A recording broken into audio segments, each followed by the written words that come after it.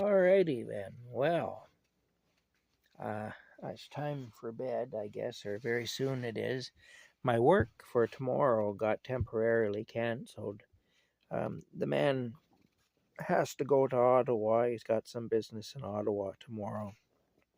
Something must have came up that he didn't know about last week. That happens sometimes, so we're going to have to reschedule for another day to do that work anyway. He sent me a message and explained it to me, and I said that was fine, that would just let me know what day he wanted to do the work.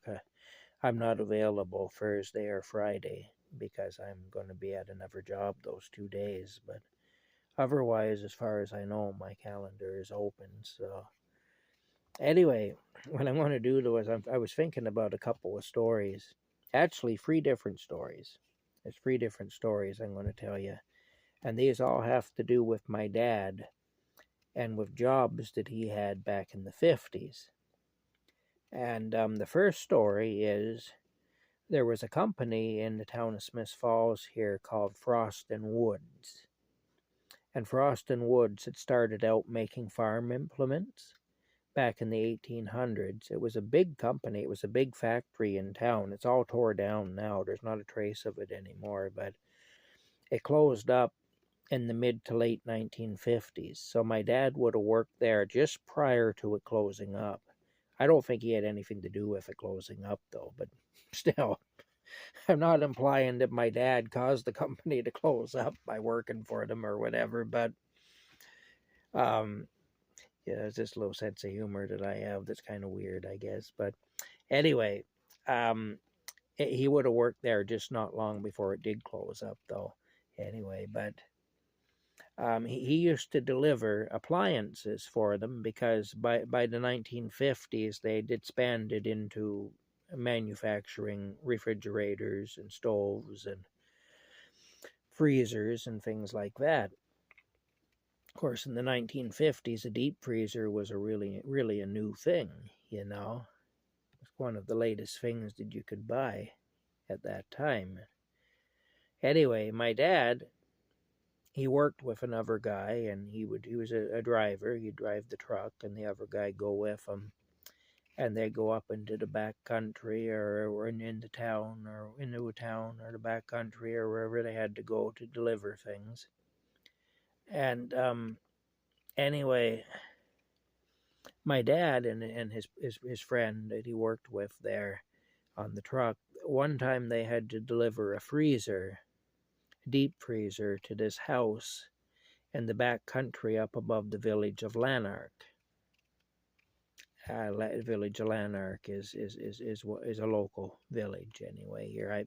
I've made some videos, actually. I've made 1 or 2 videos in the village of Lanark. If you want to see Lanark anyway, it's on my channel somewhere, you know, if you want to see what I'm talking about. Anyway, my dad and his friend had to deliver a deep freezer up to some house up above Lanark, basically in the middle of nowhere. And they get up there, and I guess there were chickens in the kitchen and everything, you know, it was quite a place. And they had a wood cook stove, you know, that they were boiling something on, I guess, when they went up there, some soup or stew or something. Anyway, my dad and his friend got the freezer unloaded and into the house, and they put it in the kitchen where the lady told them to. She cleared a space for it. And then my dad is standing there with the electrical cord hanging in the electrical cord there in his hand, you know, hanging out of his hand.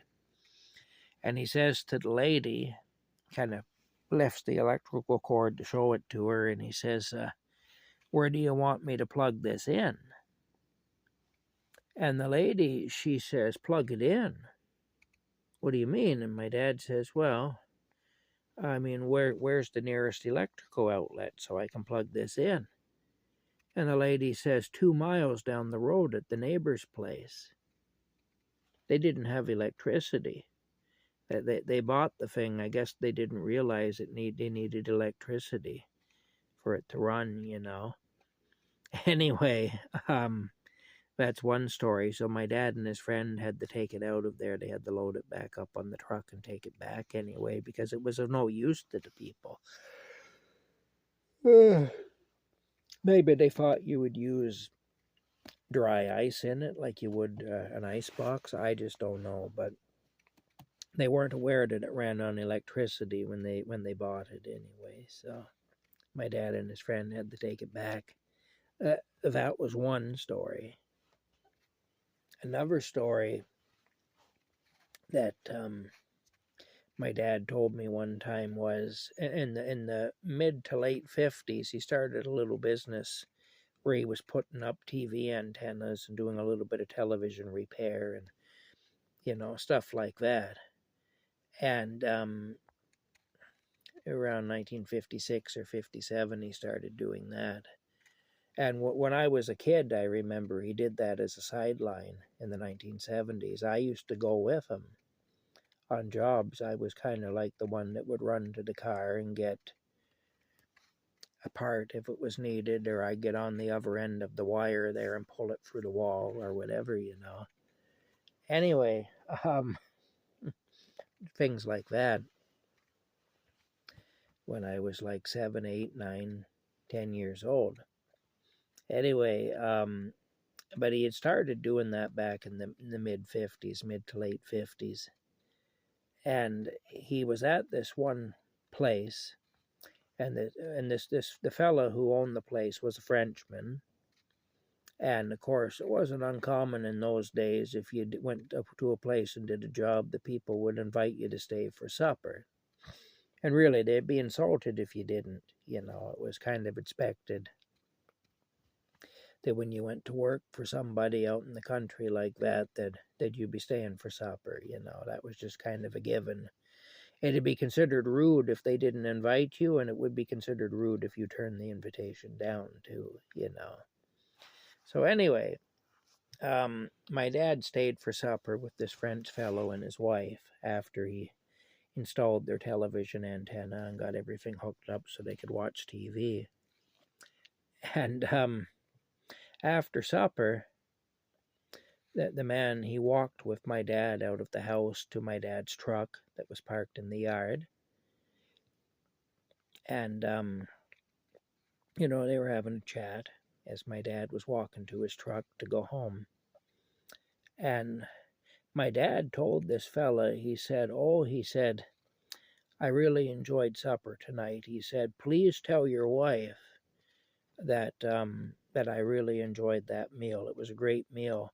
In fact, he said, I think that soup that your wife served, he said, I think that's got to be the best soup I ever had. He said, that was really good. I really enjoyed that. And the Frenchman, he says, oh, he said, so you like the turtle soup? you know. And my dad went around behind the truck and puked. As soon as he heard that it was turtle soup, he threw up anyway. He really liked it. He enjoyed it before he knew what it was. I guess it was just the idea of it that made him sick, But if he had never known, he would have just had an enjoyable meal and not known, and it wouldn't have bothered him. Anyway, that's another story. And the third story is probably my favorite, even though it has a little vulgarity in it. So this is a warning, I guess. If you're offended by foul language and whatnot, this would be a good time to tune out, because this story does have a little foul language in it. And in fact, it even has a little bit of, I don't know how you'd put it really, like taking the Lord's name in vain, which I don't normally do. But to tell this story, I'm going to kind of have to. But I'm repeating what was said anyway. But it is a comical thing anyway, to what happened there. My dad, he went out and he put up a television antenna at this place.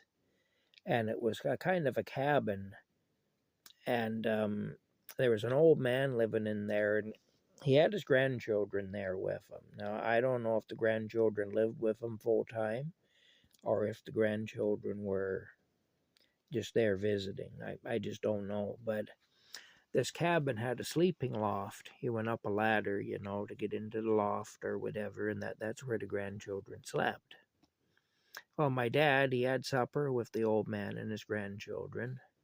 And then after supper, the old man told the grandchildren, he said, all right, he said, now you bunch, you get upstairs there, you get up the ladder into the loft and you go to sleep. Because he said the men are going to sit and have some beers, and we're going to chat and have some beers, and he said you don't need to be here for that.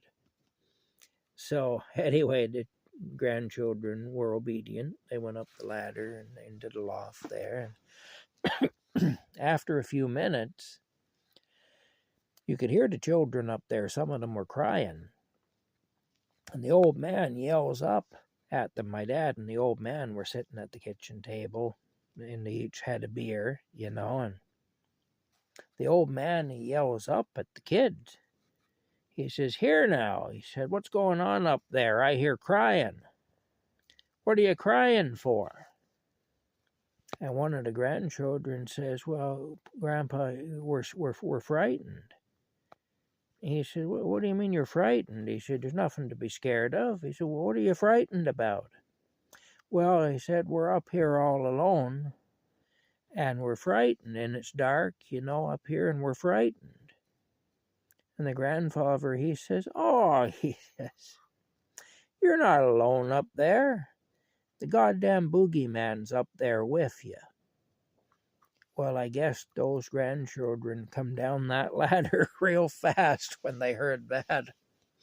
I'll bet you they were frightened to be up there after that, too, though. The old grandpa might have kind of shot himself in the foot by saying what he said, because they wouldn't want to go back up there ever again. I don't know how that turned out. I never heard any more of the story than that, but that's what the guy said. He said, you're not alone. Goddamn boogeyman's up there with you. Anyway, so I guess there was something to be afraid of after all. If the boogeyman was up there with them, that'd be something to be scared of. Anyway, those are just free stories that my dad used to tell about working in the 1950s, some of the things he encountered, Anyway, that's it. I hope you enjoyed them. It's time to go to sleep, I think, very soon. Again, I don't feel great. I don't know what's going on this time, but yeah, I'm having some problems. It might be just as well that work got canceled for today. Let's get Rocky in the picture here. Can we see him? There I am. Okay, there's Rocky. All right. Hi, Rocky. That's you, there. You're a famous cat. You are. You're wonderful, too, It's true. It is true. Anyway, this is it, guys. Good night. We'll see you tomorrow. Bye for now.